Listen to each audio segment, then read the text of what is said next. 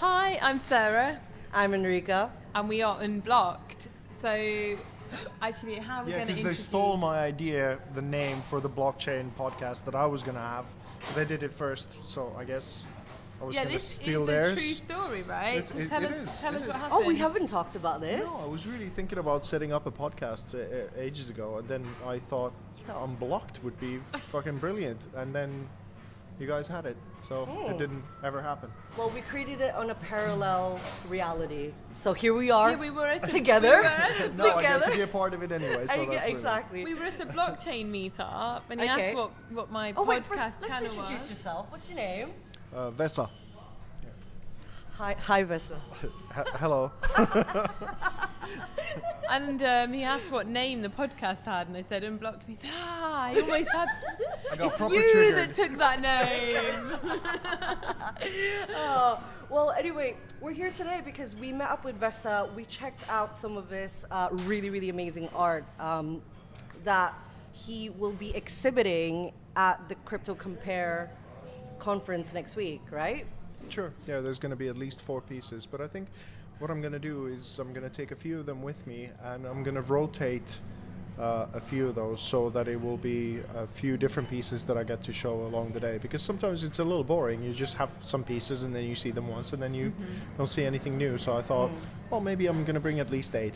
Plus one that is kind of cool because it was made for the Bad Crypto podcast and the World CryptoCon. But that piece is kind of like my Dogecoin. It evolved to something different because it was eventually signed by Jeremy Gardner and Ronnie Moas, Maxine Ryan, then there was Brock Pierce. There was a bunch of these crypto superstars who signed it, and all the proceeds, when this unique piece is eventually going to sell, is going to go to a battered women's center in Houston. Wow. So it's it was with Tour de Crypto, this charity. So I might try and get an Andreas Antonopoulos and a Peter McCormack signature on that bad boy, and keep the legacy of it alive. So that's something that I'm definitely gonna. I mean, we're really glad we came to check out your art. We got to speak to Vesa a bit about the story and the meaning behind the art, and personally, I think it's amazing. We're not going to go into it too much this time, but we are going to do a podcast together at some point where we're going to go much more in depth about all this stuff because it's interesting. And if you are coming to the Crypto Compare conference, have to check it out. Like, it's great in person. You know, we're going to show some pictures in this video. We'll definitely go into identity politics a bit in the next one as well. Yes. How the new woke is asleep. All right. Well, I mean, yeah, was there anything else we wanted to ask him briefly in this one? Yeah, I mean, tell us briefly why did you start doing crypto-themed art? What was the...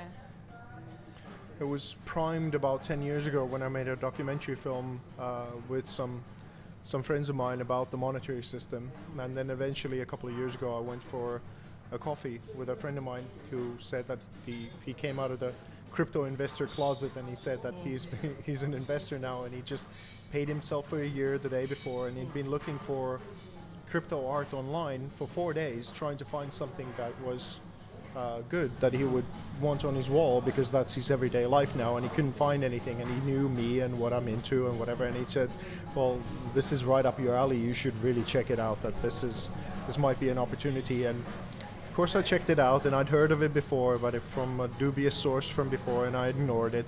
But once I got it, then I was all in, 4 months of no sleep and internal hard drive to the point of where I made this piece that is also going to be on show, which is called Red Eye, which is what most of us go through. It's now a cliche. It's sort of the thing of, so how did you get into crypto? And everyone's story is pretty much the same. Once it locks, you realize what it is, and then a lot of people are all in. That led you into the crypto world. It was the art that led you into the crypto world, not the other way around. Well, yes, you could see that was a part of the trigger, but a part of it was also that I knew from before how important money was and how little people knew what money actually. Like, many people know what money does, but not many people know what money is. And that was the thing. I got to know what money is, and I realized that this is like the polarization going into identity politics and all of this polarization that we right now have. I think a lot of it is because our monetary system is broken. And if people have light at the end of the tunnel, if they know that when they're working hard, that they're going to be rewarded, if they know that they're going to be okay to begin with, I don't think they go into identity politics too much, because they don't have to.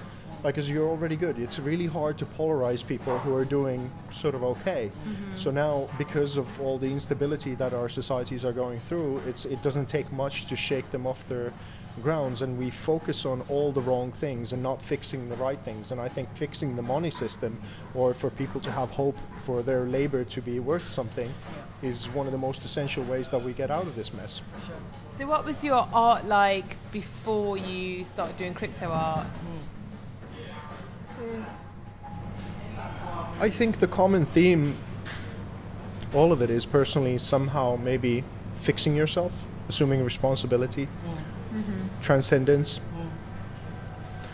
Like, try and find meaning for life. Life is hard for everyone. Beauty. Try and be worthy of the actual legacy of art.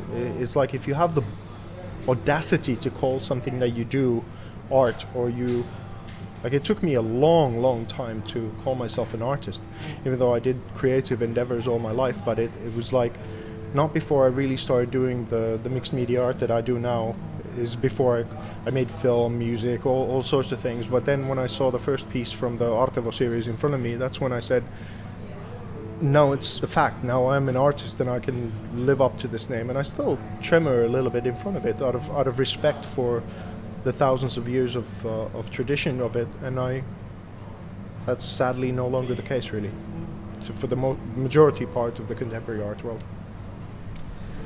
I love that. And how do you think that blockchain and cryptocurrency can help artists? So the artists out there that haven't heard of crypto or blockchain, what can they gain from getting involved? Well, let's say if you look at any online documentaries on the art world forgeries, or you watch, to my delight, I now saw that the Great Contemporary Art Bubble by the BBC is now on YouTube as well. You can watch the whole thing. And you see all the problems with the art world in provenance and all the price inflations and the different kinds of things that come with an untransparent world in a certain kind of way. And it'll always be transparent and untransparent at the same time. But let's say an artist, they're not usually mathematically meticulous or even that orderly, but let's say some of us who are now taking art provenance seriously, that you haven't openly distributed public ledger of your works, what you have done, potentially what the prices were and who's owned them. You're not going to cut out a lot of different middlemen in the art world now, but you will have a secure provenance from here on out, who actually has authentic pieces of your art, or where it has been, or how many editions. Like, if I now put on the blockchain that I will only make 4 prints of this, then immediately, if I make a 5th one and that comes to the market, and someone realizes that I've done a 5th one, I deflate my whole legacy. So I can't do that anymore if I put it out there in the public. So I make myself accountable, but you can also be certain that there's only going to be a certain amount of them, or then your whole thing becomes a pointless exercise. So that's one of the ways. I mean, there's always going to be problems. I mean, if you start to authenticate Picasso's on the blockchain, you're still going to have a lot of the same problems as what you have in the old art world, but some of them done a certain kind of way will help even the old legacy system.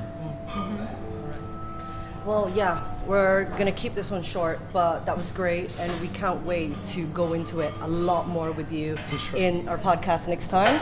But yeah, we'll see you again next week at the Crypto Compare conference. We can't wait to see more of your work, to be honest. Sure, likewise, and to hang out with you guys and what we're going to do together is quite exciting as well. It's going to be fun. Can we talk about any of that stuff yet, or? Yeah, so we've been talking about organising some really cool meetups, actually. Do you want to say a bit more? We don't want to give too much away right now. Well, we're just working on some meetups, and it's going to be really fun and more interesting than the blockchain and crypto meetups you have out there. Everyone knows we're here for the blockchain revolution and all the cool stuff with it, but let's be real, some of it is boring and dry as fuck.